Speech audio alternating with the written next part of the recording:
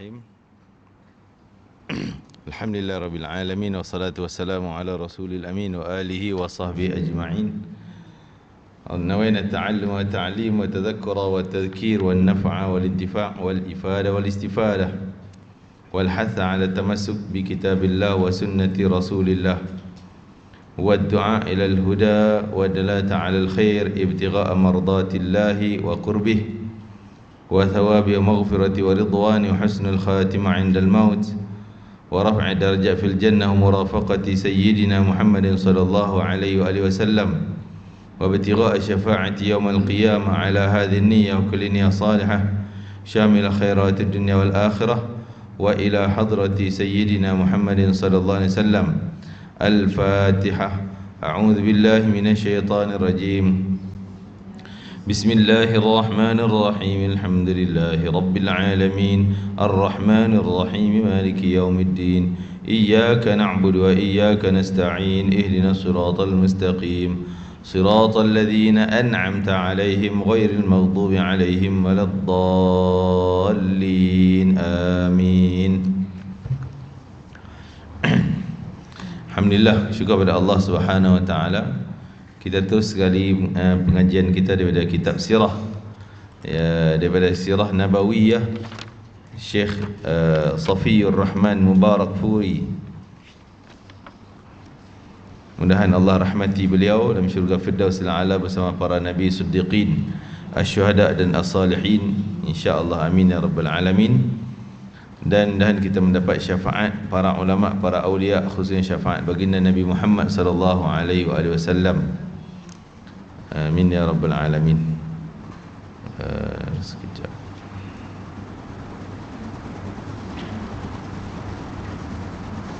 Kita tengok muka surat 439 kan? Perang Badar yang kedua.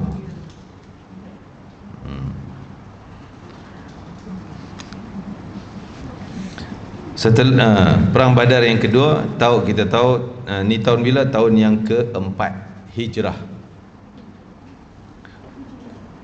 Tahun keempat ataupun ialah keempat Hijrah. Badar pertama itu dinamakan juga Badar Kubra. Kubra ni besar, yang besar. Badar yang paling besar.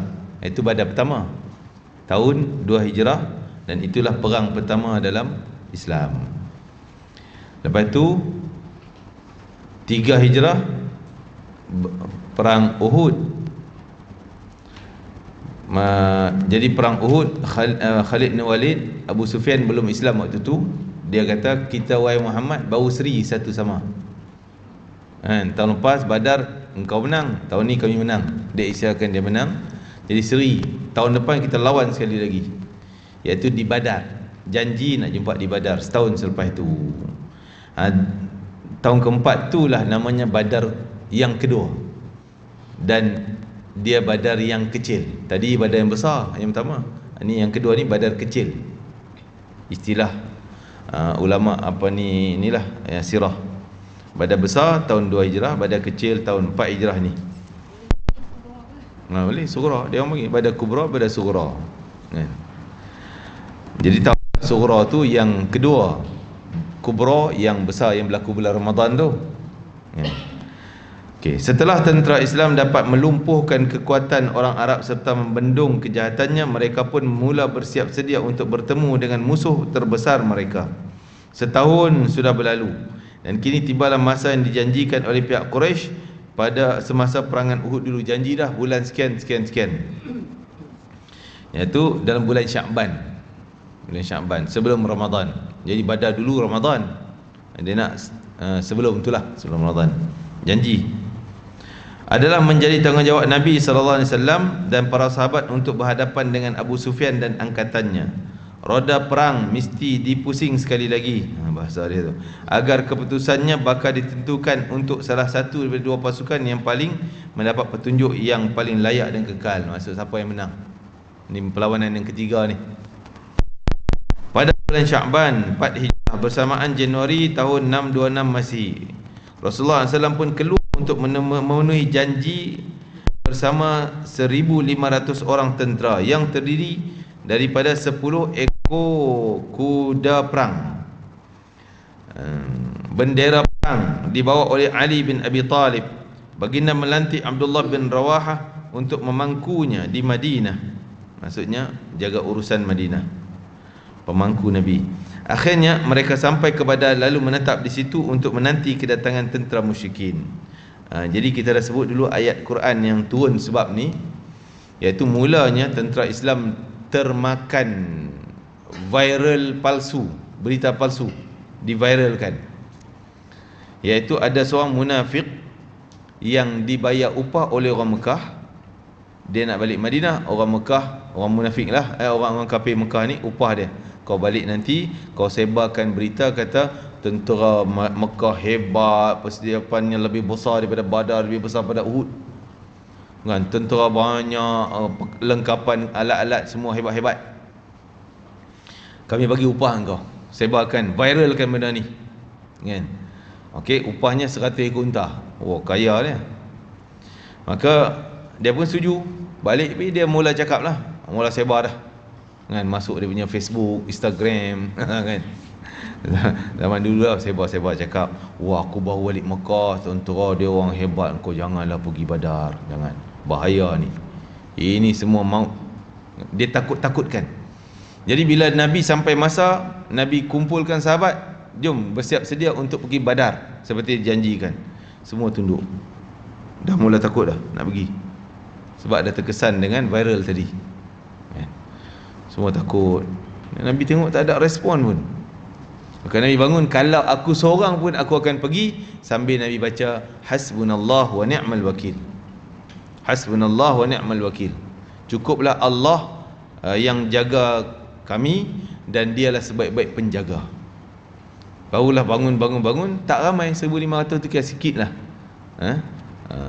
Sikit yang ikut. Jadi baru bangun orang, antaranya Abu Bakar, Umar dan sebagainya, yang lain ikut. Jadi akhirnya baru lepas sampai di sana baru tahu itu cerita palsu. Allah turun ayat surah Ali Imran, surah apa ayatnya? Mana ayat Qurannya? Nombor ayatnya tu. Hasbunallahu wa ni'mal wakil.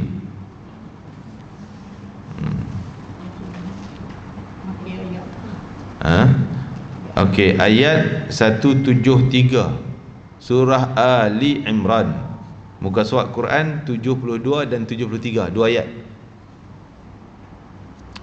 173 tu muka 72, 174 muka 73, dua muka surat lah, dia satu ayat tu ayat, tapi bersambungan tu ayat tu kan. Jadi Allah turun ayat alladzina qala lahumun nas, si munafik tu yang menyebarkan kepada manusia berita apa? Viral palsu tadi. Innan nasa qad jama'u lakum, sesungguhnya orang Mekah sana tu telah berkumpul ramai nak berdepan dengan kamu, dah bersiap sedia. Fakhshawhum, adalah kamu takut dengan persiapan dia orang. Fazadahum, tapi orang beriman, fazadahum imanan, yang bangun bersama dengan Nabi SAW tu bertambah kekuatan iman. Oh, macam ni lagi kami nak pergi kan, lagi musuh kuat, lagi kami nak pergi supaya dapat mati syahid. Itu tambah iman. Sambil mereka mengucap hasbunallahu wa ni'mal wakil. Fanqalabu, ayat sebelah, fanqalabu bi ni'matin, maka Allah ganti, tukarkan ketakutan nak perang tadi ni dengan nikmat daripada Allah yang banyak dan kurniaan daripada Allah, yang mana mereka dapat kurniaan Allah dan tak menghadapi kesulitan, sakit ataupun cedera dalam perang. Tak ada perang, akhirnya tak datang pun musuh. Dia sampai sana, musuh tunggu, Nabi tunggu di Badar beberapa hari, musuh tak datang. Akhirnya Nabi dah bekalan bawa banyak kan, nak perang bawa banyak lah, kambing lah, korma. Akhirnya jual lah, nak balik Madinah, jual dapat untung banyak. Itu Allah kata bini'matin, dapat nikmat. Yang pertama, untung, kekayaan jual beli tu. Pergi takut perang kan, tapi rumah tak jadi perang, yang dapat untung menega, dan tak ada langsung cedera. Lam yamsasum su wattaba'u ridwanallah, Allah redha pula, dah dapat untung, Allah redha. Yang tak datang tu sia-sia, untung tak dapat, redha Allah pun tak dapat. Kan? Wallahu dzu fadlin azim, innama dzalikum syaitan. Hanya saja yang menakut-nakutkan tadi ni tu semua syaitan belaka. Yukhawifu awliya'ah, yang suka menakut-nakutkan wali-walinya, orang soleh. Kan? Syaitan tu suka takut, jangan datang kuliah ni, Covid ni makin naik ni, jangan datang, bahaya ni. Tu adik-beradik syaitan tu. Kan? Apa? Jangan datang masjid ni, Covid ni, Omron makin tinggi ni, apa semua ni, dah 10,000 ni. Jangan. Kan? Apa nak takut macam tu, kita datang-datang lah. Maksudnya kita jaga apa yang patut kita jaga, tapi buat ibadah buat, jangan sekat. Fala takhafum, jangan kamu takut dengan dewan syaitan-syaitan tu. Allah kata jangan takut. Wa khafuni, kamu takut kat aku cukup lah. Takut pada aku. Ni takut sangat. Kalaulah kita ni takut pada Covid, macam kita, maksudnya takut pada Allah macam kita takut pada Covid, kita jadi wali Allah dah.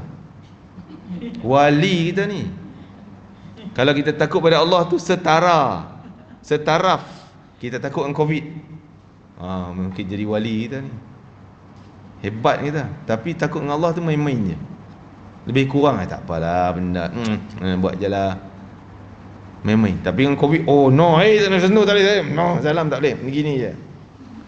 Kan? Lalu jauh sikit, dia jarak je. Kalau betul takut pada Allah macam tu, tak berani, haram, tak mau dekat, jarak-jarak apa, jauh-jauh sikit. Masya Allah, kita jadi wali Allah dah. Tapi sayanglah kita tak kena pada, tak sesuai pada tempatnya. Jadi Allah kata jangan takut dia orang tu, kau takut pada aku. In kuntum mu'minin, kalau kamu betul-betul beriman. Jadi kita, iman kita ni tak apa lengkap. Takut benda lain lebih pada takut Allah. Lebih. Kan? Lebih sangat. Wala yahzunka alladhi. Jadi ayat ini turun berkaitan dengan kisah perang ni. Okey, pada bulan Syaban 4 Hijrah bersama jurnalis sekian, Rasulullah pun keluar untuk memenuhi janji tadi ni. Seramai 1,500 orang tentera yang terdiri daripada 10 ekor kuda perang. Bendera perang dibawa oleh Ali bin Abi Talib, baginda melantik Abdullah bin Rawah untuk memangkunya di Madinah. Akhirnya mereka sampai ke Badar, lalu menetap di situ untuk menanti kedatangan tentera musyrikin. Sementara itu Abu Sufyan pula keluar bersama 2,000 pejuang musyrikin Mekah di samping 50 ekor kuda perang. Apabila dia sampai ke Mar Az-Zahran, sejauh 1 marhalah dari Mekah, dia singgah di Majannah, nama tempat, iaitu sebuah mata air di kawasan itu. Sebenarnya Abu Sufyan keluar dari Mekah dengan perasaan hati yang berat. Dah takut dah, takut nak pergi, kerana memikirkan akibat perang dengan orang Islam. Nampak dah berat ni nak pergi ni. Dia sudah mula merasai takut sementara perasaannya dihantui gerun. Ini yang Nabi sebut, antara keistimewaan yang diberikan kepada aku tak pernah ada pada Nabi dulu. Apa dia? Yang pertamanya, musuh nak datang perang, sebulan perang tu dia dah rasa gerun dah, takut dah, gelisah dah, tak boleh duduk dah. Tapi dengan orang yang betul-betul pegang pada ajaran Islam. Kalau yang nama Islam tapi tonggang-tonggang juga, kan, aurat tak jaga, sembahyang tak jaga, itu musuh tak takut langsung, tak gerun . Tapi kalau Masya Allah jaga solat macam para sahabat, walaupun alat tak cukup, jadi musuh ni, kalau tentera Islam tak pegang pada ajaran Islam, dia tak gerun. Dia takut yang kuat pegangan Islam, Allah turun bantuan, nanti habis. Lawan dengan orang boleh, lawan dengan bantuan Allah kalah. Maka apabila dia singgah di Mar Zahran, semangatnya terus musnah. Jadi dah 50-50, dah makin jadi 80 nak balik, 20 nak pergi, lalu 20% je. Akhirnya lenyap turun semangat nak pergi tu. Lantaran itu dia membuat helah untuk berpatah balik dengan berkata kepada temannya, hai orang-orang Quraisy, tidak ada yang terbaik untuk kamu kecuali tahun kesuburan yang dapat kamu bercucuk tanam dan minum susu. Tahun ni tahun kesuburan, dia kata. Lebih baik kita tumpu itulah, balik kita cucuk tanam, buat susu kambing dan sebagainya. Sedangkan tahun ini adalah tahun kegersangan. Dia kata tahun ni tahun gersang. Justru aku membuat utusan untuk pulang. Kalau kita perang pun tak guna, dia malah balik. kan. Akhirnya dia buat helah macam-macam lah, nak balik, hati dia berat dah, tak berani nak pergi dah. Rupa-rupanya ketakutan dan kegerunan itu turut menyelubungi perasaan pasukan tentera. Rupanya bukan dia seorang takut, kan. Semua tentera yang pergi tu macam terpaksa aje, macam kena heret ni. Kalau tak pergi tak dapat habuan nanti. Tapi bila dah bosnya kata balik, semua lega, seronok, gembira. Mereka tu bersetuju untuk pulang tanpa sebarang bangkangan terhadap pendapat yang dikemukakan itu. Tidak ada yang berkeras untuk terus perjalanan bertemu tentera Islam. Tak macam perang dulu, takkan undur. Dia orang ni, musuh ni. Perang Badar dia tak undur, sebab Abu Sufyan perang Badar yang dulu, yang besar tu, berpunca Abu Sufyan juga. Nabi nak sekat dia, dia hantar wakil, suruh Mekah ni hantar tentera. Jadi Nabi dah macam tak jadi sekat dia, tak berjaya sekat dia, dia dah selamat dah, dekat-dekat Mekah dah. Maka dia hantar utusan bagi tahu Abu Jahal supaya jom baliklah, aku dah selamat dah pada asalnya. Tapi Abu Jahal kata, mana boleh, kita kena lawan. Akhirnya musnah dalam perang Badar dulu. Tapi yang ni tak ada siapa bangkah. Siapa bantah, tak ada, semua nak balik. Sementara itu tentera Islam menetap di Badar selama selama 8 hari, seminggu di sana, menunggu ketibaan pihak musuh. Sambil itu mereka berniaga jual barang yang dibawa sehingga mendapat untung sedirham berimbal 2 dirham. Sekali ganda, 2 kali ganda kan. Sekali ganda lah. Jadi yang dia bawa tu nilai 1 dirham, dapat untung 2 dirham. Kemudian mereka pun pulang Madinah dengan membawa kemenangan moral dan kegerunan musuh. Terhadap mereka semakin bertambah-tambah. Perangan ini dikenali dengan Perang Badar yang dijanjikan, juga dengan nama Badar kedua, Badar terakhir, Badar kecil. Itulah nama-nama dia. Jadi kata ulama, itu adalah hikmah daripada hasbunallahu wa ni'mal wakil. Jadikan zikir kita, amalan kita. Siapa yang amalkan hasbunallahu wa ni'mal wakil, ada tahapnya. Kalau untuk harian, kita baca pagi 70 kali, malam sebelum tidur, lepas isyak, antara isyak dengan tidur 70 kali. Cantiknya kalau dapat hafal, baca dulu ayat tadi 173 Ali Imran, baca yang tu kan. Semua tak buka kan Quran. Kat sebuka. Yang bawah tu ujung ni dia, wa qalu hasbunallahu wa ni'mal wakil. Penghujung ayat 173 tu ada ayat hasbunallahu wa ni'mal wakil. Kita baca dari awal lah.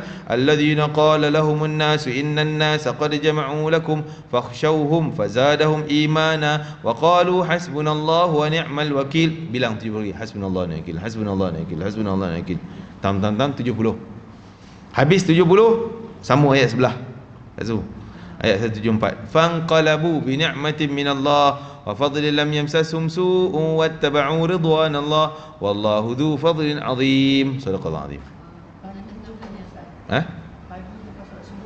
70 malam pun sebelum tidur 70. Kita ni macam-macam, kadang orang dengki, sakit hati, segalanya. Musuh itulah. Kalau ada kes berat, dia ni memang attack kita, tunggu masa nak buat macam-macam lah kita ni. Sihir ke, nak pecah tayar ke, nak colek ke benda kan, dengan keluarga kita, dengan anak kita. Kumpul, siapa yang ada kes berat tu baca 450 kali. Buat macam tadi ke, baca dulu ayat 173, lepas tu bilang 450, lepas tu sambung ayat 174. Tu buat bila? Buatnya sebaiknya tengah malam, waktu sunyi. Lepas tu kita doa. Jangan doa ya Allah turun balak ke dia, bagi kena bencana. Dah. Kita doa benteng diri. Ya Allah halangku daripada kejahatan dia. Kembalilah kalau dia buat jahat, bagi balik ke dia. Dia balik kena ke dia sendiri. Memang orang yang buat, saya pun jarang-jarang teringat baru buat.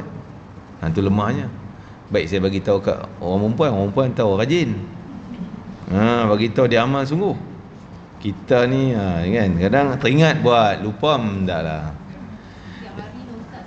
Setiap hari rasa kita Jadi kita tak tahu musuh kita ni, kadang kita rasa kawan, rupanya musuh tikam belakang. Kan? Yalah, doa hajat dan sebagainya lah.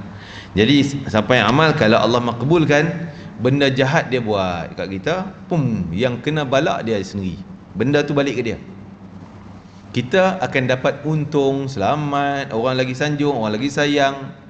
Contoh dia nak bagi kita, orang benci pada kita, dia buat ni macam-macam. Kena ke dia, kita selamat. Kita lagi orang sanjung, lagi orang sayang, dapat kebaikan. Seperti kisah tadi kan, musuh nak hantar viral yang tak baik tu untuk tak bagi orang Islam datang. Rupanya Islam datang juga, dapat untung pula. Nega boleh untung. Untung dapat, yang kena dia orang dapat nama buruk. Kan? Gitu. Kalau kita buatkan untuk orang lain, boleh Ustaz? Macam kita Sebaiknya orang sendiri, orang tu sendiri. Dia sendirilah yang hadapi. Ya Allah pelihara dia. Okay, dapat yang tadi ya? Amal tau. Dapatlah pahala kat saya sama. Ustaz dah bagi ijazah dia. Kan hari tu dah beritahu dah. Mudah-mudahan. Ustaz tanya. Saya salah Ustaz tanya nak balik. Ini salah Tanya pada salah Ustaz. Dia ingat Ustaz lain yang bagi ijazah. Oh tu. Kami pergi tanya pada Ustaz lain. Ustaz lain tu buat pasti kan. Tak pasti ya. Jadi itulah cara dia. Saya ulang balik, baca dulu ayat Quran, ayat Ali Imran 173, full ayat, satu ayat tu. Lepas tu ulang hasbunallah ni. Kalau 70 lah. Kalau yang 450 lah. Tamat 450 ataupun tamat 70, sambung pula ayat Quran, baca 174. Nak sambung 175 pun lagi bagus. Tadi innamal itu semua kerja syaitan, nak menakutkan orang soleh. Jangan takut mereka, takut aku. Boleh sambung 175.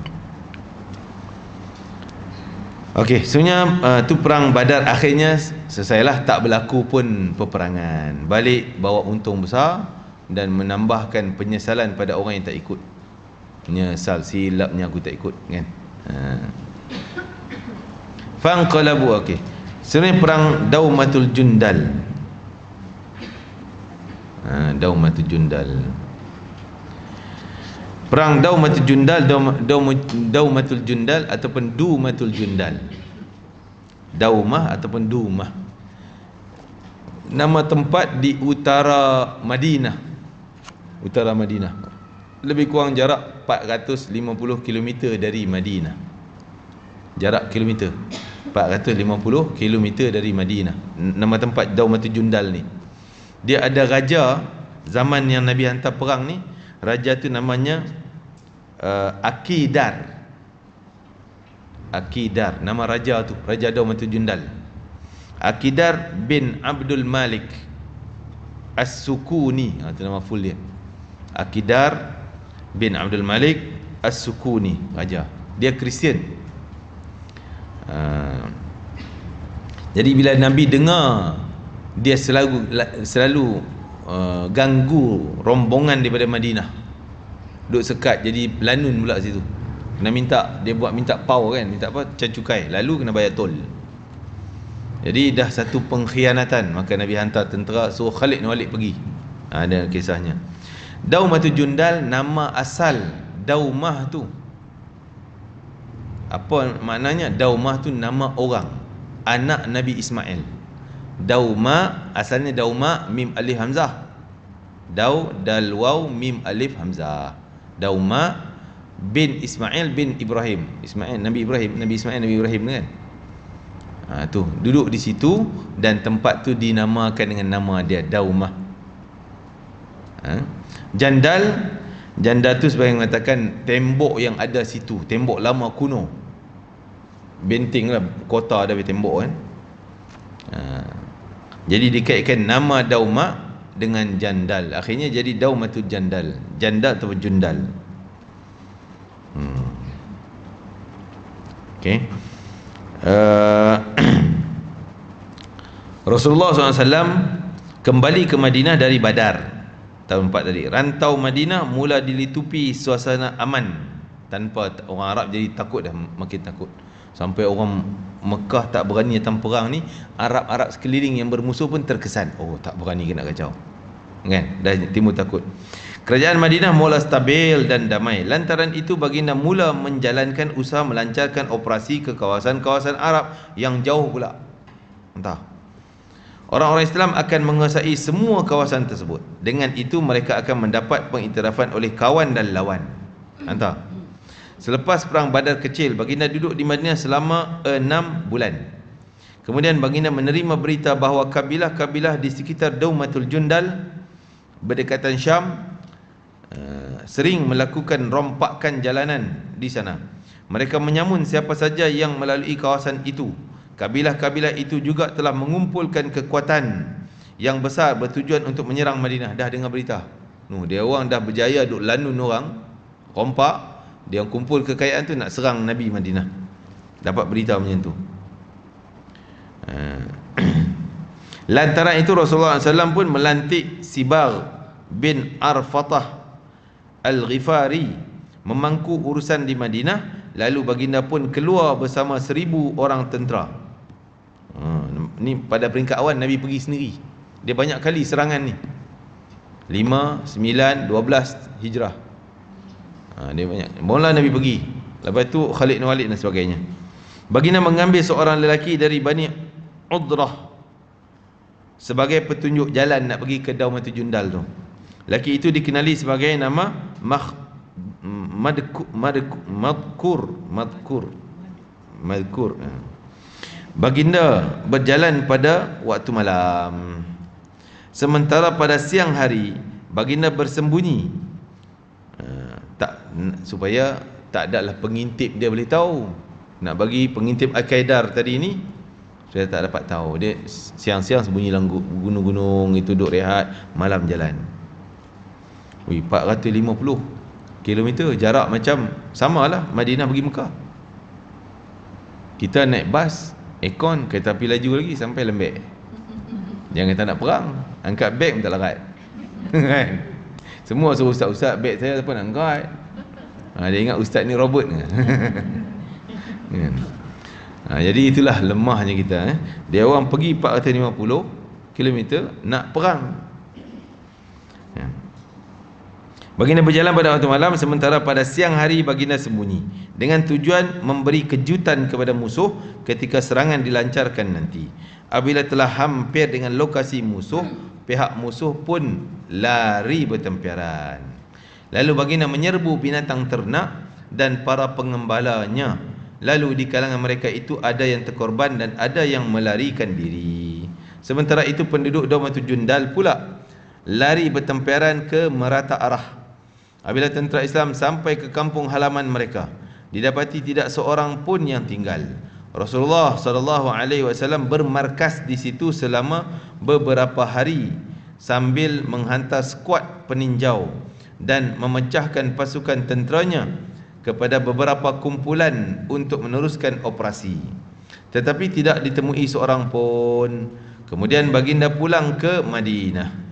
Jadi tak jumpa dengan raja dia. Raja dia tak ada di situ juga, keluar, lari.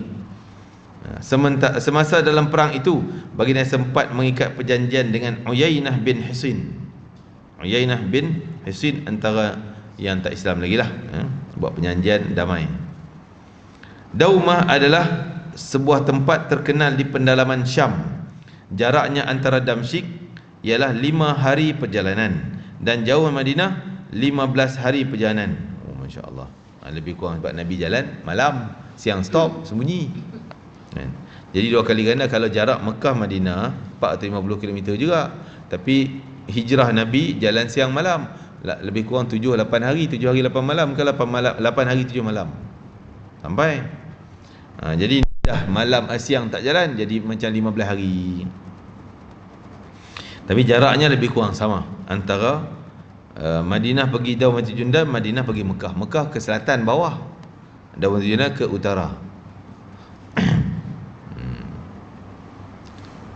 Satu dia jarak.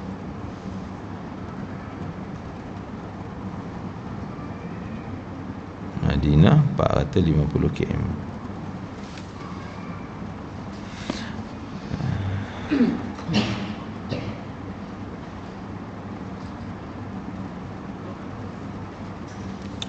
Dengan tindakan pantas dan tegas ini, di samping strategi yang lengkap dan mantap, maksud Nabi tak datang, tak jalan siang supaya tak nampak oleh pengintip-pengintip. Dia orang ni ada pengintip, macam Nabi pun ada pengintip di kawasan Madinah.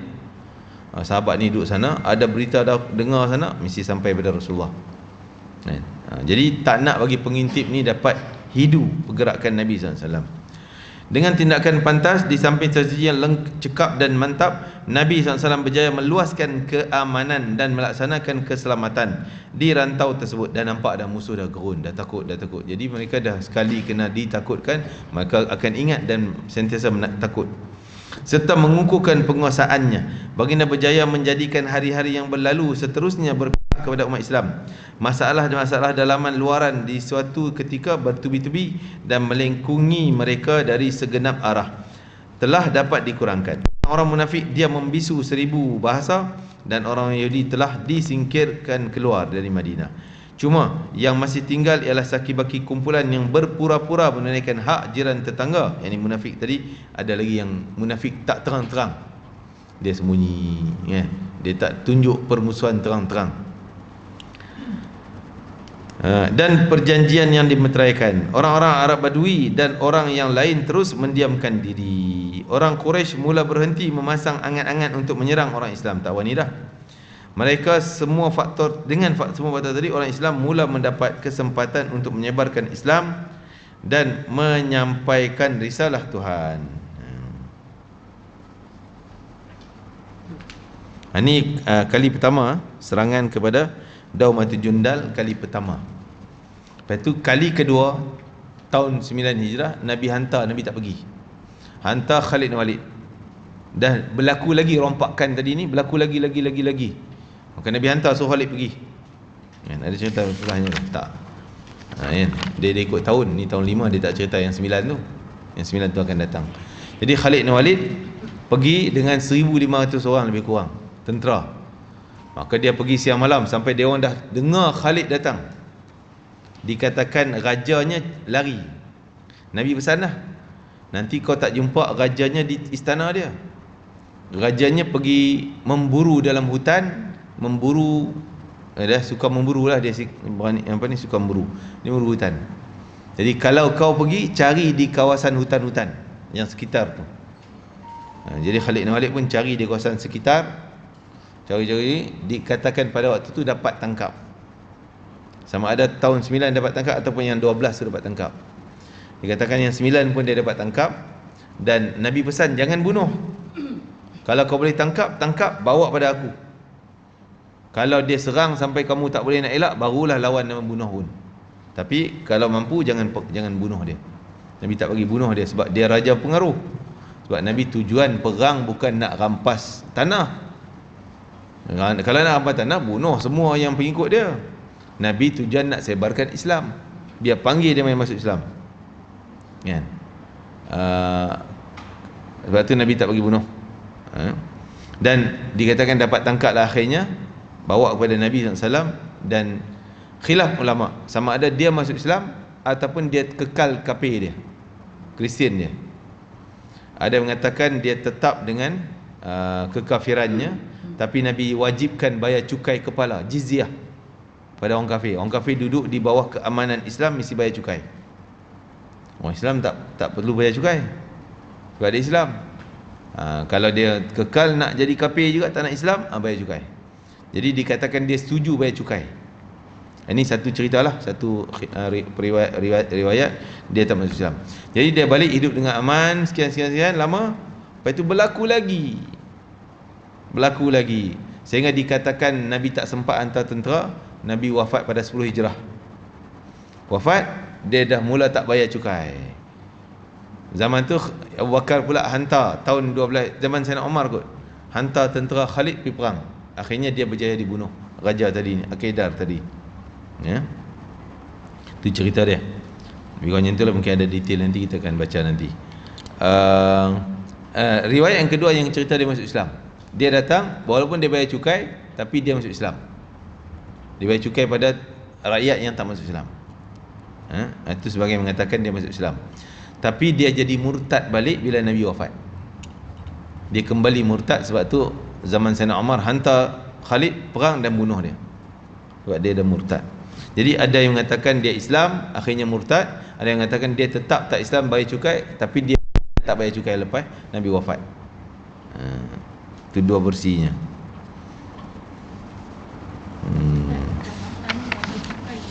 Kalau orang kafir, orang bukan Islam dia nak ikut bayar zakat fitrah yang kita buat setiap kali raya sebelum raya Ramadan. Boleh ke Ustaz? Dia nak ikut sama Dia bayar tak ada masalah, taklah haram kita terima. Sedekah dia orang kafir kita boleh terima aje. Kan? Tapi dari sudut pahala dia tetaplah tak ada pahalanya sebab dia kafir. Boleh. Kita yang sebagai amil tu dia issue resit zakat fitrah. Ialah tentang resit tu hal pengurusan sistem kita sekarang je, bukan dari sudut hukum Islam pun. Dari sudut hukum Islam dia nak bagi je lah. Tapi kalau duit tu Ustaz, duit yang selalu kita terima tu daripada orang Islam sendiri kan, dia kena issue resit zakat tu. Tapi kalau dia sebagai non-Muslim, dia bayar dia kita issue resit tu kan, banyak ada duit Muslim di situ dan ada Muslim. Boleh, maksudnya dimasuk dalam counter zakat, akaun zakat edar macam biasa walaupun tercampur dah yang bukan Islam punya. Boleh, tak masalah. Halal, kita terima halal. Boleh. Kecuali yang jelas-jelas dia ni beli untung arak, nah duit arak untung kau ambil. Yang jelas nampak arak jangan ambil. Tapi kita tak jelas, walaupun kita tahu dia minum. Tapi dia ada juga bisnes sana bisnes ni. Kedai motor ke apa semua. Jadi mungkin duit tu duit yang motor punya. Kan? Kita boleh terima. Tapi kalau jelas judi, jelas arak ni dapat untung arak ni duit untung nak ambil masjid, itu jangan terima. Sebab direct langsung daripada sumber yang haram.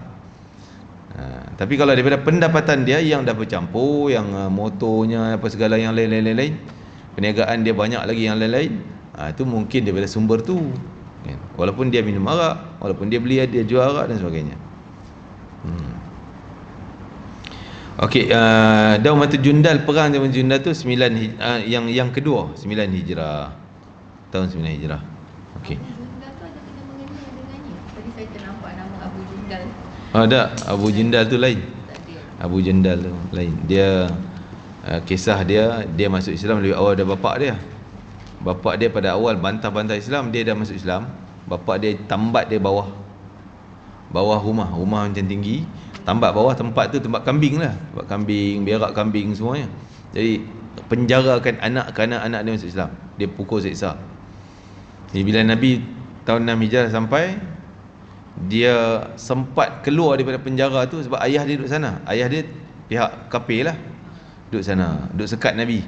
Dia lari pada Nabi supaya Nabi selamatkan dia. Ayah dia ada lah. Nabi kata tak boleh apa, kami baru sign agreement, perjanjian MOU kata kan, supaya kalau orang Mekah lari pada Madinah hantar balik. Jadi engkau dah lari sini, dah sign perjanjian, balik je lah. Balik dia kena teruk lagi. Tapi setahun je siksaan dia, berkat daripada kesabaran dia, akhirnya ayah dia masuk Islam. Setahun je. Setahun selepas tu je. Maksudnya setelah perjanjian Nabi, tahun depan tu dah masuk Islam. Itu yang Nabi sebut. Okey, kita tengok perang Ahzab. Perang Ahzab juga berlaku tak salah 5 Hijrah. Keamanan dan ketenteraman tadi pulih. Semenanjung Arab mula tentram setelah lebih setahun terbabit dengan perangan dan misi operasi. Akan tetapi orang-orang Yahudi yang telah menerima kehinaan akibat pengkhianatan dan konspirasi yang mereka lancarkan sendiri masih lagi belum serik. Duk cari jalan lagi. Orang Yahudi ni cari jalan. Sekali dia kalah, dia cari jalan. Esok tengok cucuk orang Arab tu, kau cucuk orang Arab ni untuk kacau lagi Islam. Itu sebab orang Yahudi ni kalau dia dah sekali buat khianat, bebek halau keluar je. Kau duduk, walaupun dia okey macam tobat lah kononnya, dia tak. Dia cari jalan lagi, cari jalan nak kenalkan. Tak boleh percaya. Mereka tidak mahu mengambil iktibar dan pengajaran akibat pengkhianatan dan perkataan mereka yang telah lalu. Setelah mereka disingkir di Khaybar, ke Khaybar, mereka sentiasa mengawasi keputusan akibat pertelingkahan orang Islam dengan orang musyrikin. Oleh kerana keputusannya berpihak kepada orang Islam, di mana cengkaman orang Islam mulai kukuh, maka api kedengkian orang Yahudi itu semakin bertambah marak. Dia tak boleh tengok orang Islam menang, berjaya. Perniagaannya tu okey, dia nampak baik, tapi adalah dia punya racun-racun dia untuk rosakkan. Kecuali kalau orang Islam tu merosakkan agama dia sendiri, dia bantu, dia bagi berjaya lagi. Orang ni potensi untuk masuk dalam Islam, merosakkan Islam. Kita bagi bantuan kat dia, kita bagi dia apa kemudahan-kemudahan, bagi kan. Gitulah cara orang Yahudi buat rosakkan Islam. Dan dia tak rosak dengan dia sendiri, datang dia kadirkan. Nanti pada ni dia bagi scholarship ke apa benda ke, bagi orang ni pandai, berjaya, dapat CJ, dapat anugerah, balik nanti ikut kami. Dia kontrol lebih jauh. Mereka mula merancang komplot baru untuk menghadapi orang Islam. Mereka mempersiapkan kelengkapan sebagai persediaan bagi melancarkan pukulan maut terhadap orang Islam. Tetapi mereka, oleh kerana mereka tidak berani untuk berhadapan secara langsung dengan orang Islam, maka mereka merencanakan satu rancangan yang cukup jahat bagi tujuan ini. 20 orang pemimpin Yahudi dan pembesar Bani Nadir keluar ke Mekah untuk bertemu dengan Quraisy. Ni dia mula ni nak jalin hubungan dengan orang Arab Quraisy. Mereka menghasut orang Quraisy supaya memerangi Rasulullah SAW sambil menyatakan sokongan mereka. Mereka berjanji untuk memberikan pertolongan. Lantaran itu orang Quraisy bersetuju. Sebelum itu orang-orang Quraisy telah memungkiri janjinya untuk keluar ke Badar. Jadi yang cerita Badar tadi 4 Hijrah tak datang. Yang ni bila orang Quraisy nampak kita ada bantuan daripada dalaman, iaitu orang Yahudi dalaman, Yahudi sokong, jadi dia orang pun setuju nak datang sekali untuk perang. Menurut fikiran mereka akan dapat mengembalikan nama baik. Dia orang kira dulu tercemarlah nama baik dia orang tu, jadi pengecut kan. Kali ni kita nak tonjolkan balik keberanian kita, join venture dengan orang Yahudi ni. Ini namanya pengkhianat Arab. Kemudian utusan itu keluar pula pergi ke Ghatafan. Nama Ghatafan ni kabilah Arab yang menentang Islam, tak setuju, tapi dia orang duduk diam je lah, tak berani lawan. Bila dah ada pakatan dengan Yahudi ni, berani nak menonjol diri, menyeru penduduk Ghatafan seperti yang mereka ajak kepada orang Quraisy supaya gabung. Sebab tu nama perang Ahzab. Ahzab ni gabungan pasukan musuh, gabungan pasukan musuh. Yahudi, beberapa kabilah Yahudi gabung dengan Arab Quraisy, gabung dengan Arab Ghatafan kan, dan sekitar-sekitar Arab lain yang join sekali. Sehingga jumlah mereka 10,000 lebih kumpul tu. Nak lawan tentera Islam hanya 3,000. Itu pun dah balik sebahagian yang orang munafik kan. Daripada 3,000 tu dah kurang dari 3,000. Penduduk Ghatafan juga sudi menyahut ajakan mereka. Kemudian utusan itu pergi ke merata tempat kabilah Arab. Panggil lagi, bukan takat tu, panggil Arab ni, join sekali. Ada di kalangan kabilah itu bersetuju dengan ajakan mereka. Begitulah akhirnya mereka berjaya membentuk tentera kafir. Tu gabungan tadi namanya Ahzab. Sebab tu perang ni perang Ahzab. Ataupun nama kedua perang ni perang yang sama, nama perang Khandaq, parit, perang parit. Sebab dalam peperangan tu Nabi setuju dengan cadangan Salman Al-Farisi untuk korek parit. Maka Nabi gotong royong korek parit luas supaya kuda musuh tak dapat nak lompat datang ke kemah orang Islam. Jadi tentera Islam duduk dalam lubang parit tu, datang senang nak panah kan, kuda lompat tak lepas. Tu buat kubu dalam bentuk parit. Jadi ada dua nama lah, perang Ahzab, perang Khandaq, parit. Begitulah akhirnya mereka berjaya membentuk tentera kafir yang bersekutu untuk menentang Nabi SAW, dakwah dan umat Islam. Akhirnya dari arah selatan keluarlah tentera Quraisy, Kinanah, ni bangsa Arab ni, bangsa Kinanah, dan sekutu-sekutu dengan Kinanah, dan kalangan penduduk Tihamah, orang Arab Tihamah juga, dengan diketuai oleh Abu Sufyan, dan keanggotaannya berjumlah 4,000 daripada orang Quraisy saja. Di Mar Zahran, Bani Sulaiman turut bergabung dengan mereka. Arab situ pula gabung lagi. Dari arah timur keluar kabilah Ghatafan, iaitu Bani Fazarah, yang diketuai oleh Uyainah bin Hisin. Tadi ni Bani Murrah yang diketuai oleh Al-Harith bin Auf, dan Bani Ashja' yang diketuai oleh Mis'ar bin Rukhailah. Bani As'ad bersama bani-bani yang lain, banyak lagi lah gabungan Arab, kampung tu, kampung ni, kampung tu. Berangkatlah angkatan itu bergerak menuju ke Madinah dengan berjanji untuk bertemu di satu tempat yang telah disepakati bersama dengan orang Yahudi tadi. Selepas berapa hari, mereka semua berkumpul di sekitar Madinah dengan kekuatan mencapai 10,000 pejuang kalangan Yahudi jumlah semua. Boleh jadi bilangan mereka lebih, itu sekurang-kurangnya. Boleh lebih, boleh jadi lebih. Semua orang yang berada di Madinah termasuk wanita, kanak-kanak, orang muda, orang-orang tua. Andai kata angkatan bersekutu ini dapat sampai ke pagar Madinah secara mengejut, nescaya ia akan menjadi ancaman besar. Tapi dapat dihidu oleh pengintip Nabi, tentera tu, pakatan dia orang ni. Dia akan diceritakan nanti.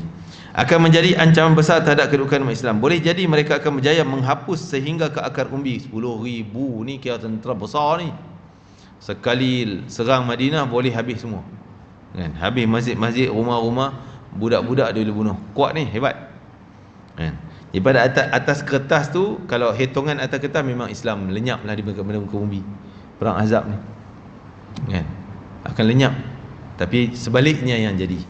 Akan tapi kepimpinan Madinah adalah kepimpinan yang sentiasa peka. Mereka sentiasa mengawasi suasana dan berjaga-jaga daripada sebarang perkara yang mengancam keselamatan Madinah. Belum pun sempat pasukan itu bersekutu itu bergerak, perisik Madinah telah membawa berita itu kepada pengetahuan Nabi. Jadi belum sampai gabung, sebenar-benar gabung, latihan dan sebagainya, kan? Tapi ada seorang yang Yahudi masuk Islam, dan dia memang lama dah teringin masuk Islam. Baru waktu tu dia masuk Islam. Maka Nabi gunakan dia, dan dia minta, kalau boleh aku buat apa ya Rasulullah. Maka Rasulullah kata, senang macam ni, engkau masih orang tak tahu sebagai Islam. Orang Yahudi masih anggap kau agama lama. Jadi kau masuk pada agama Yahudi, bawa racun ataupun inilah cocok. Dia orang kata, orang Yahudi, kau jangan percaya dengan Ghatafan ni. Jadi dia ni ada hubungan baik dengan Ghatafan juga. Dia ada, memang dia orang Yahudi sini, dia baik dengan orang Arab Ghatafan. Dia beritahu Yahudi, jangan percaya Ghatafan. Aku baru balik dari Ghatafan ni, dia orang beritahu saja dia orang nak gabung, tapi nantinya dia nak bunuh kamu di dalam perang ni. Nu bawa orang Arab tu datang bukan nak mihak kepada kita orang Yahudi, nak menangkan dia Ghatafan. Dia cocok ni, cocok, kan? Bagaimana perang Sarah ke apa, kan? Pergi cocok. Lepas tu dia pergi Ghatafan pula. Orang Ghatafan kenal dia baik pas semua. Aku baru balik dari kampung sana, aku orang sana. Kau jangan percaya buat Yahudi ni, dia orang dah rancang dah nak lenyapkan kamu, kan? Jadi akhirnya dua-dua pasukan ni jadi macam gabungan pun tak baik, tak apa nak percaya, saling tak apa nak percaya sama-sama mereka. Jadi kekuatan tu lemah, pecah-pecahkan bangsa ni, pasukan ni. Itu cara dia, disebutkan itu strategi Nabi sallallahu alaihi wasallam. Dalam perang boleh, tapi dalam masyarakat awam tak boleh nak cucuk itu. Kau jangan percaya pada orang Masjid Al-Falah ni, dia orang Falah ni, aku Al-Falah. Yang percaya orang Masjid An-Nur, apa Masjid Irsyad ni, itu dosa besar tu, jadi betul api, kan? Ni dalam perang boleh, dalam perang boleh. Okey, boleh jadi mereka akan berjaya menghapuskan akan tetapi kepimpinan Madinah, mana kita sambung tadi ni, bawah ya. Dengan segera Rasulullah SAW mengadakan sidang majlis perundingan tertinggi. Panggil pembesar-pembesar sahabat Nabi. Mereka bincang tentang strategi pertahanan untuk mempertahankan Madinah. Kalau biar dia orang masuk Madinah, habis langgar. Setelah berbahas panjang antara ketua dan ahli majlis mesyuarat, akhirnya mereka bersetuju dengan usul yang diungkapkan oleh seorang sahabat yang pintar, Salman Al-Farisi. Kata Salman, wahai Rasulullah SAW, semasa kami berada di bumi Parsi, dia memang asal daripada Farisi, itu Parsi lah, Iran. Jadi Parsi bukan orang Arab, Iran bukan orang Arab, dia kira bukan orang Arab. Iraq orang Arab, Iran bukan orang Arab, dia Parsi. Tapi ramai ulama-ulama Parsi, Imam Bukhari, Imam Muslim, tu ulama hadis, ulama Parsi tu, keturunan lah, tapi mereka Islam lah, kan? Tak kala kami dikepung, dia kata masa kami di Parsi dulu, bila dikepung macam tu, kami akan gali parit. Ternyata ini strategi yang bijaksana yang belum diketahui oleh orang Arab sebelum ini. Nabi terima cadangan terus, cadangan Salman tadi. Ketika tu Rasulullah dah keluar di mana? Bukit Air namanya. Bukit tu Nabi berkampung di Bukit Air. Bukit Air ni kira laluan orang Madinah nak datang tu sampai lalu kat situ dalam Madinah. Jadi Bukit Air ni pelik sikit. Pelik macam mana? Arah belakang dia, tak tahulah timur baratnya, tapi belakang dia batu tajam-tajam, kira orang nak lalu lari tak boleh. Arah depannya batu yang boleh jalan, boleh ni. Maka Nabi berkemah di atas bukit tersebut supaya senang nampak musuh. Rupanya musuh dah datang, berkampung dah, tunggu duduk sekat. Jadi Nabi nak lari di belakang tak boleh lalu, nak kena lalu depan musuh. Terkepung di situ, terkepung di situ ramai 10,000 orang.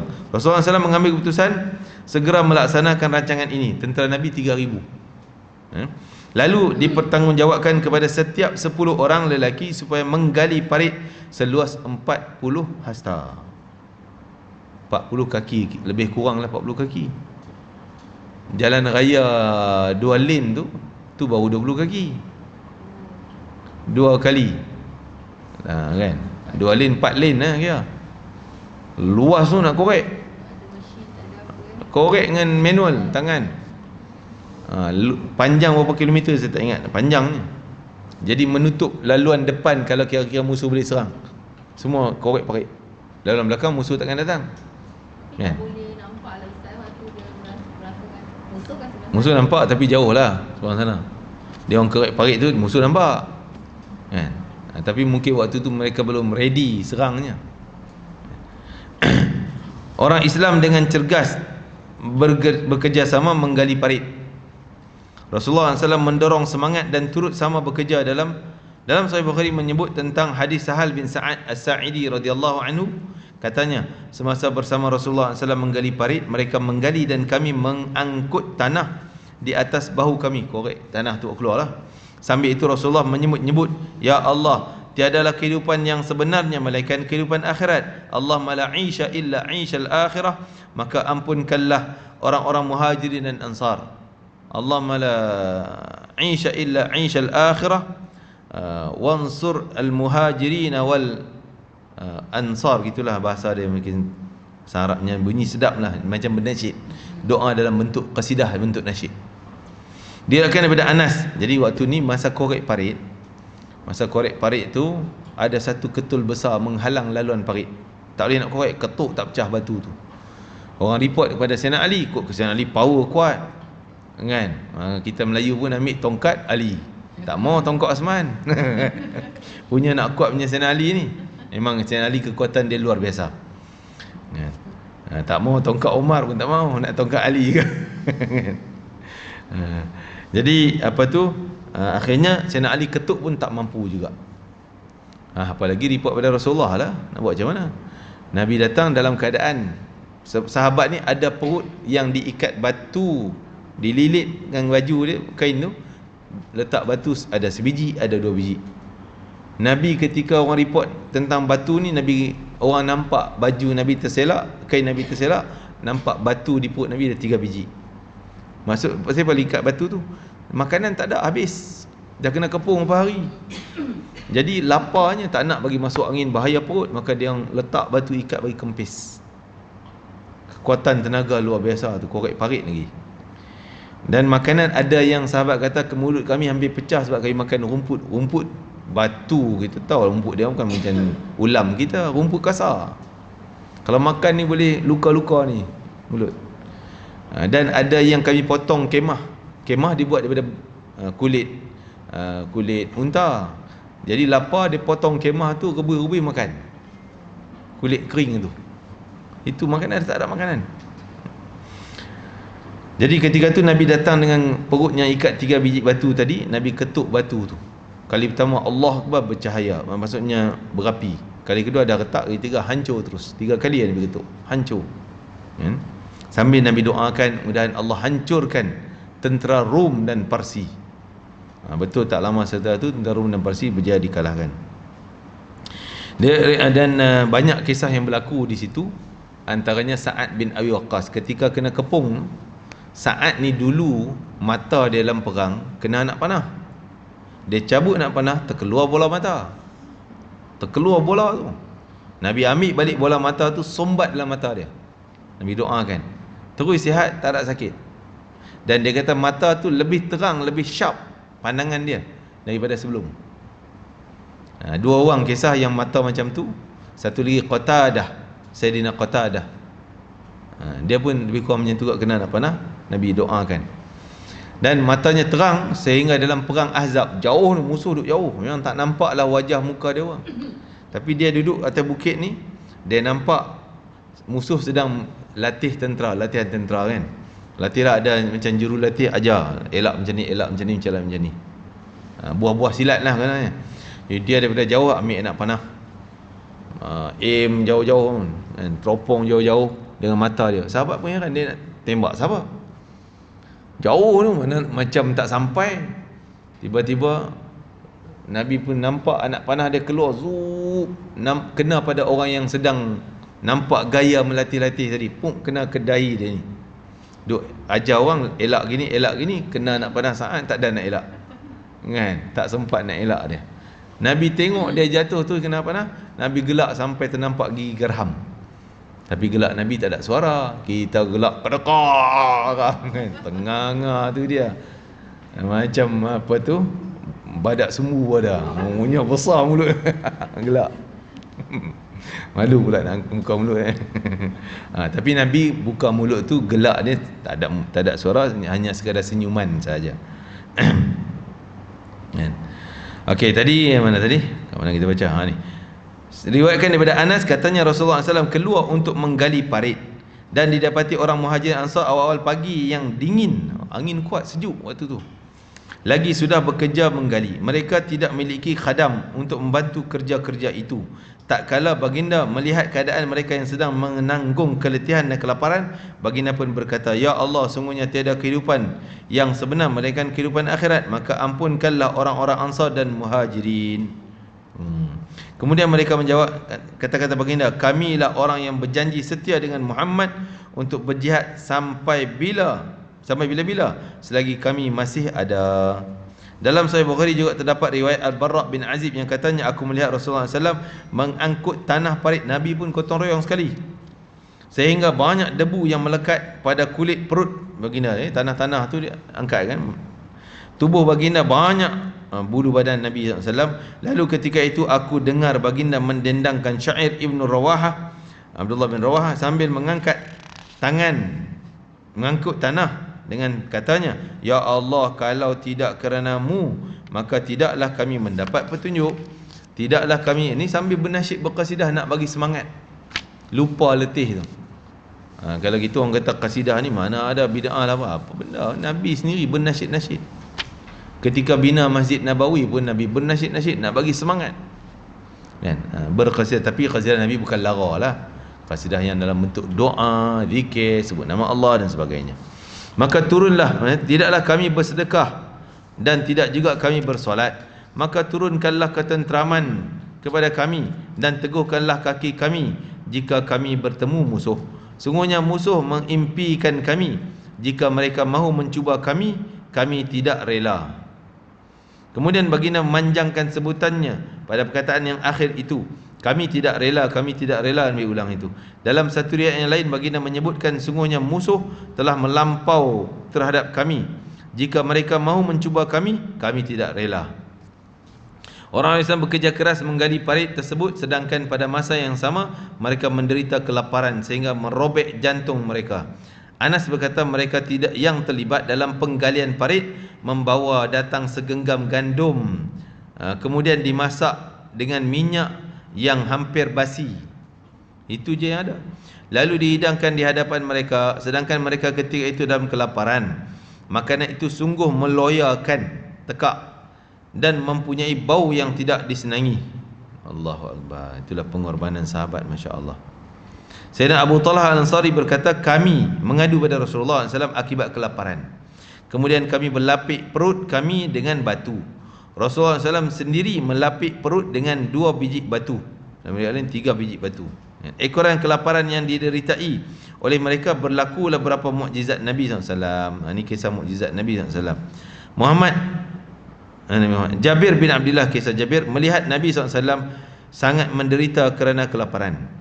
Lalu dia pulang menyembelih, Jabir ni sembelih seekor kambing, sementara isterinya menguli segantang tepung nak buat makanan. Tapi kira seekor kambing bagi kita boleh makan 100 kampung kan, 200 orang boleh makan.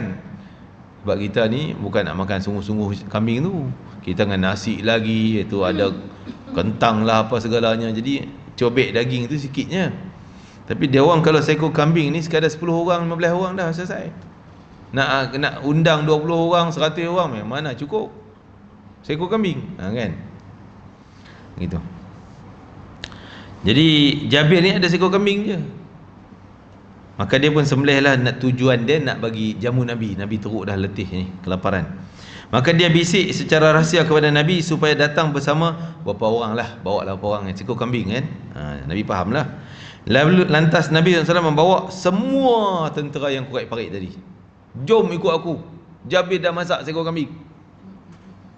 Jabir tengok, ya Allah, tentera semua datang, menggeletar dia. Orang kata ketak lutut ni tu, dia ramai tu.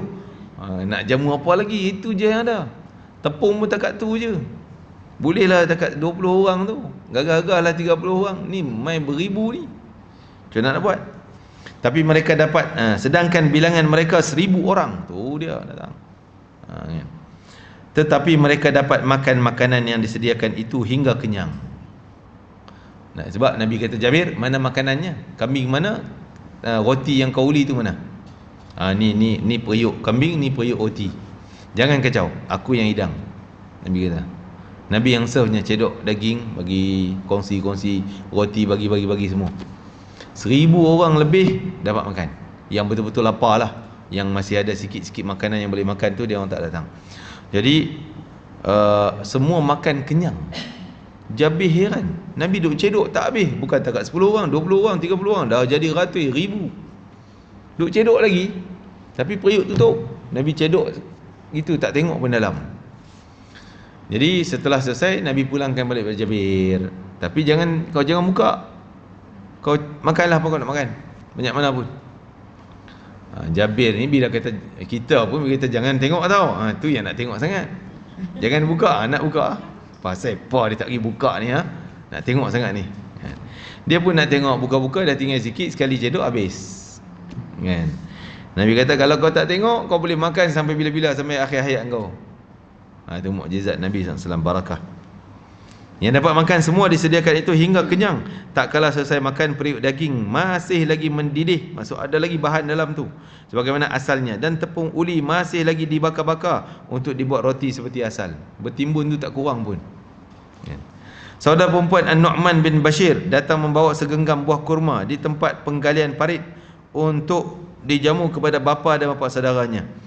Apabila dia melintas Rasulullah SAW, baginda minta kepadanya buah kurma itu, lalu dikucar-kacirkan di atas sehelai kain. Tuang, Nabi kacau-kacau macam tu. Kemudian baginda memanggil mereka dan menggali parit untuk makan kurma. Buah ini semakin bertambah, bukan makin habis. Lagi banyak ambil, lagi banyak bertambah, lagi banyak bertimbun, sehingga apabila mereka selesai makan, masih ada lagi buah yang gugur dari hujung kain tu. Maksud penuh lagi dalam kain tadi ni. Masya Allah, luar biasa.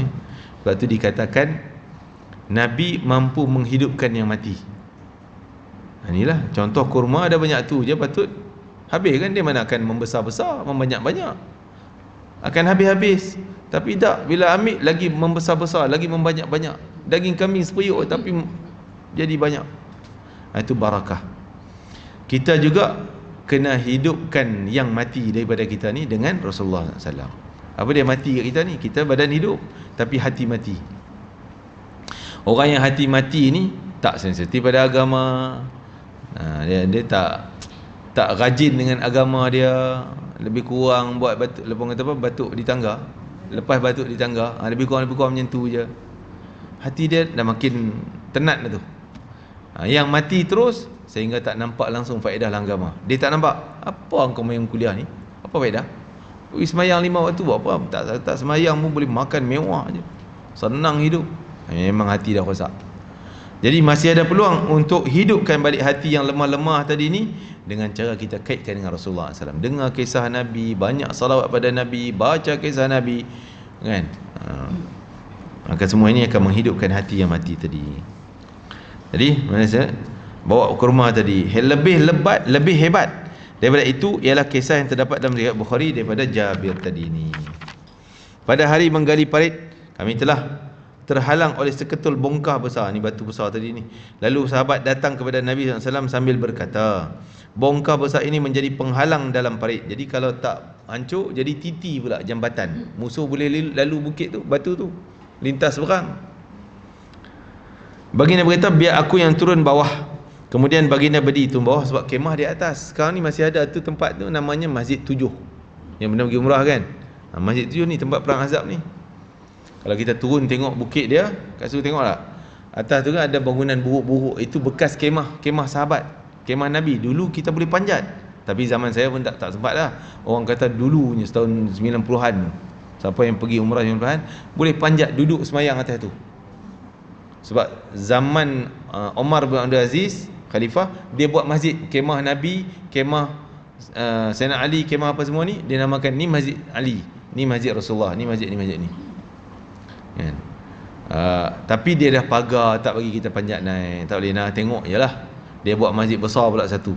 Cuma ada satu masjid yang dia bagi kita masuk kadang-kadang. Musim haji dia tutup, kalau musim umrah dia buka. Dia atas bukit juga, tapi bukit kecil, kira bawah. Kira masjid tu namanya Masjid Fatah, tempat Nabi berdoa.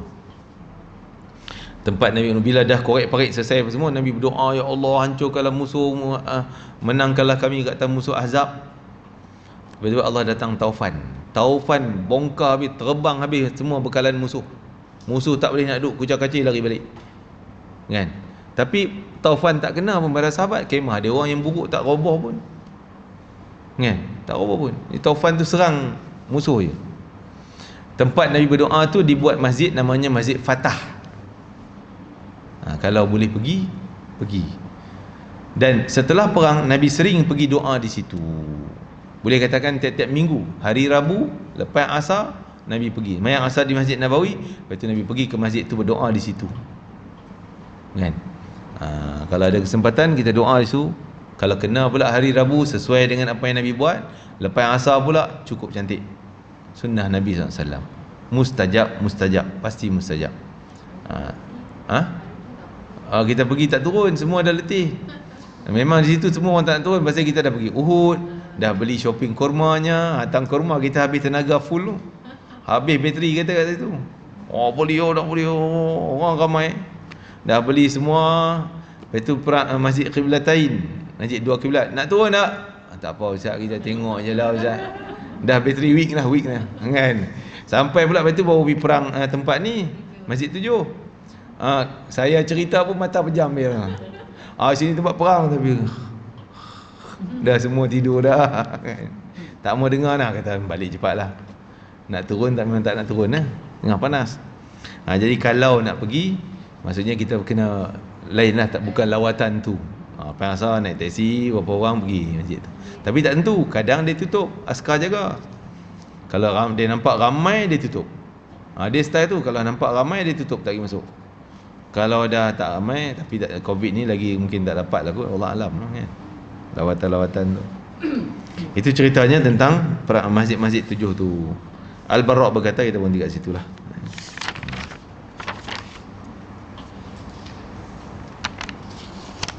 Sebab tu dalam takbir raya kita akan sebut Ahzab ni, perang Ahzab.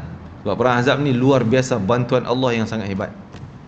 Nabi angkat tangan berdoa, tak perang pun, tak angkat senjata pun. Cuma usaha, keletihan, kelaparan tu. Macam kita lapar Ramadan contohnya, kan? Lapar, kita tak lapar Ramadan je lah, lapar siang je. Tapi nak sebutnya sahabat dulu, kelaparannya memang mental mereka tertekan, fizikal letih, makanan tak cukup. Puasa dikatakan sebagai mengatakan 40 hari tu kena kepung, kan? Dengan makanan tak cukup tadi ni, tiba-tiba Allah datang bantuan. Jadi kita pun bila kelaparan Ramadan tiba-tiba dapat raya, kan? Kita ada sebut dalam takbir Allah Akbar kita tu, sadaqa wa'dah wa nasara 'abdah wa 'azza jundahu wa hazamal ahzab. Azza jundahu, Allah muliakan tentera Nabi.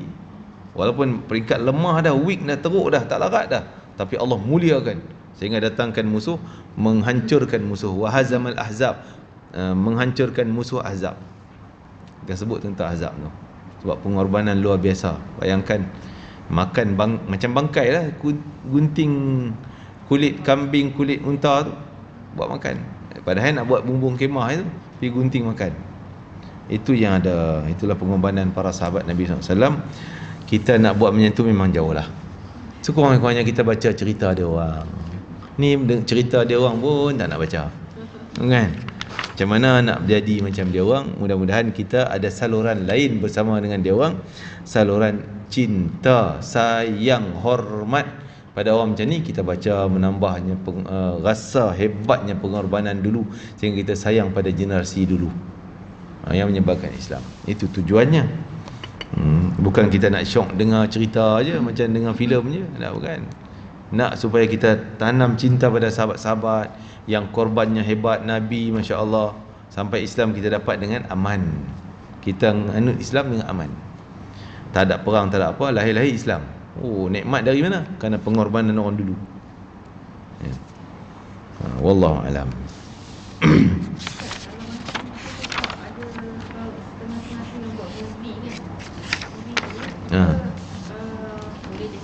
Boleh tengok, tapi cerita dia taklah tepat setepat riwayat hadis.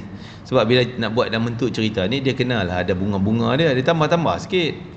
Saya tengok sini cerita apa tu, kisah Bilal kan, Bilal bin Rabah tu kan. Saya tengok Allah banyak cerita yang tokoh tambah lah, tambah-tambah. Dia nak bagi cantik dia punya filem tu. Tapi ada jugalah poin-poin dia. Bilal kena seksa, apa tu, adalah poin-poin dia. Sahabat-sahabat Nabi yang kena seksa, apa ni, Sumayyah kena bunuh radhiyallahu anha, dan juga isterinya Yasir kan, suaminya Yasir. Kena wajib. Jangan percayaan tu. Kalau kita tak baca sirah terus dengan filem tu, kita akan kata sirah tak betul. Dalam filem macam ni lah Ustaz, kenapa sirah cakap macam ni? Sirah yang tak betul, filem betul.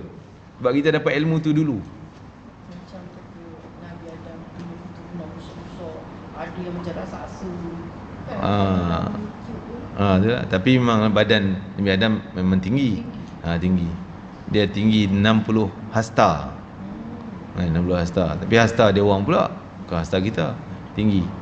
Sebab tu kita semua akan jadi saiz Adam dan Hawa. Dalam syurga nanti.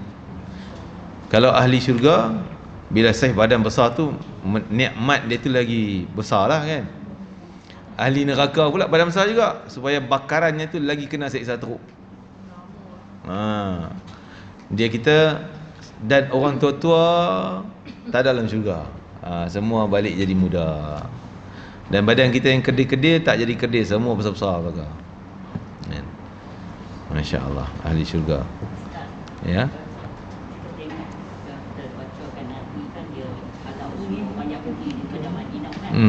kalau kita tengok hari ni orang Arab dia undang Yahudi kan. Iyalah. Itu yang peliknya.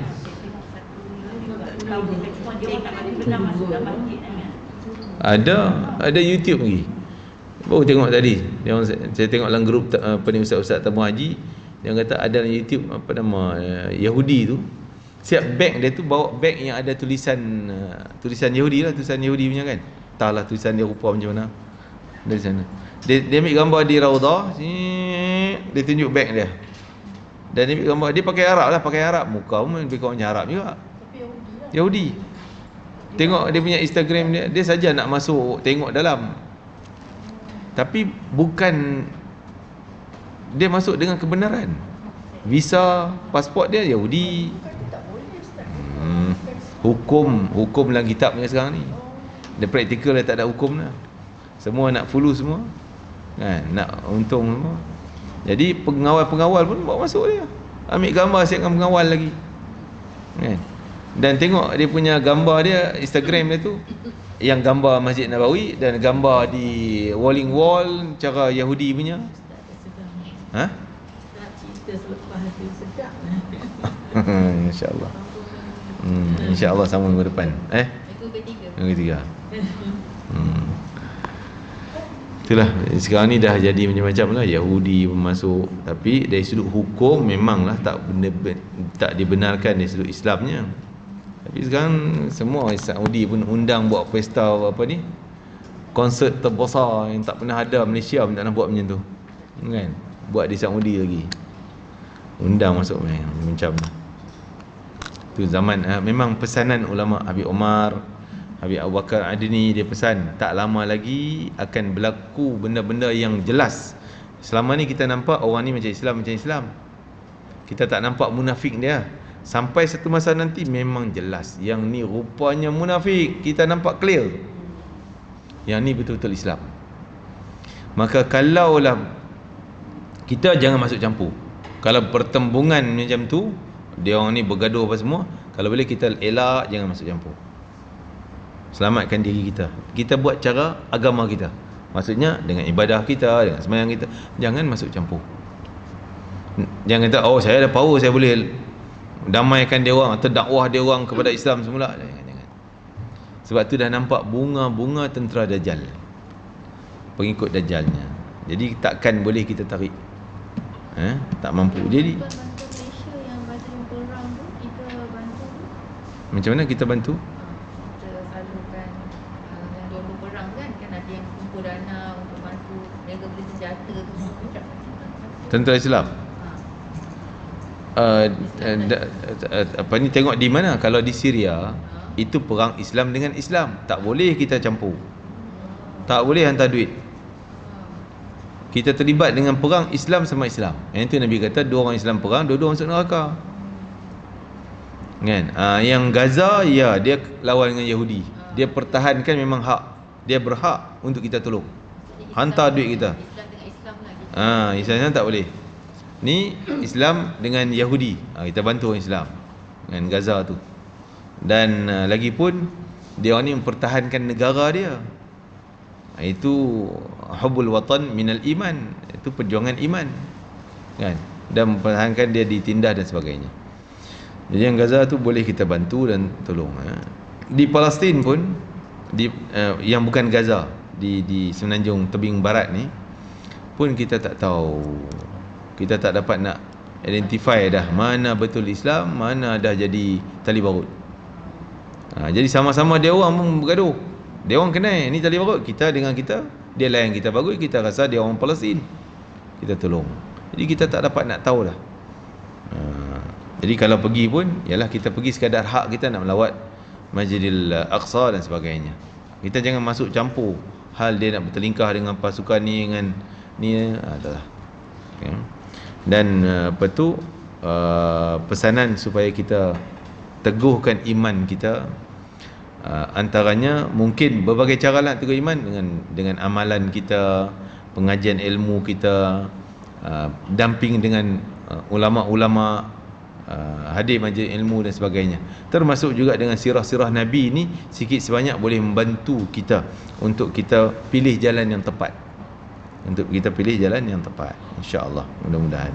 Ustaz nak tanya, ada yang cakap mereka tu tak nak pergi ke Masjid Al-Aqsa tu di Palestin tu. Dia kata setiap wang yang kita masukkan ke sana tu diuruskan oleh Yahudi lah kan. Jadi kata kalau kita pergi sana bukan maksudnya akan membina Israel ni lah, macam tu. Macam mana kita nak counter? Ya, memang ada pandangan tu, tapi bagi saya juga seperti pandangan Habib Ali Jufri dan banyak lagi ulama Azhar dan sebagainya.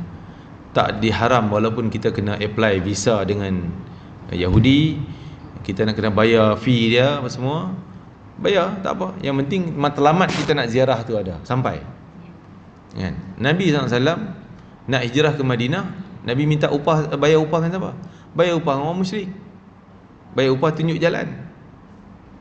Orang musyrik tu, dia bukan Islam, bayar upah dia, tolong tunjuk jalan nak pergi Madinah. Sebab Nabi ikut laluan lain, bukan laluan biasa, laluan tepi pantai. Jadi terpaksa bayar fee-nya pada orang kafir, tapi matlamat sampai nak pergi Madinah. Kita kena bayar immigration ke benda ke, Matlamat kita nak ziarah Masjid Al-Aqsa yang Nabi sangat anjur untuk kita ziarah. Sampai Nabi riwayat Maimunah, Sayyidina Maimunah isteri Nabi tanya, aftina fi Al-Aqsa, tolong bagi fatwa kami, cerita sikit Al-Aqsa ni. Nabi kata, pergilah kamu ziarah ke sana. Pergilah ziarah ke sana. Semahyanglah di sana kerana semahyangnya diganda 1000 kali ganda. Dalam riwayat tersebut. Jadi Maimunah tanya, kalau kami tak mampu pergi, Nabi kata, hantarlah minyak ke sana supaya didapat nyala lampu dalam Masjid Aqsa. Maksud sedekah lah. Kalau tak pergi pun sedekah sampai ke sana. Sama dengan pahala macam kamu sendiri pergi. Kan? Boleh dikatakan semua Nabi sampai berada di sana di Masjid Al-Aqsa, termasuk Nabi kita Muhammad dalam peristiwa Isra Mi'raj. Kan? Jadi begitu juga Nabi kata janganlah kamu bersungguh, la tashuddur rihal, jangan sungguh-sungguh kamu nak pergi, beria sangat nak pergi, kecuali 3 tempat ni. Kalau ada halangan macam mana pun, jalan yang boleh sampai pergi juga. Contoh halangan, Israel kuasai nak kena apply visa, ada jalan, pergi. Masuk sungguh-sungguh 3 tempat ni, kan? Masjidil Haram, Nabawi dan Al-Aqsa, pergi. Jadi, dan dikatakan ada hadis yang saya lupa lah nak cerita hal tu kan, pernah baca tentang orang yang membantu, orang yang prihatin kepada Al-Aqsa, mungkin katalah dia tak sampai, insya-Allah Allah akan bawa generasi dia, zuriat dia akan sampai.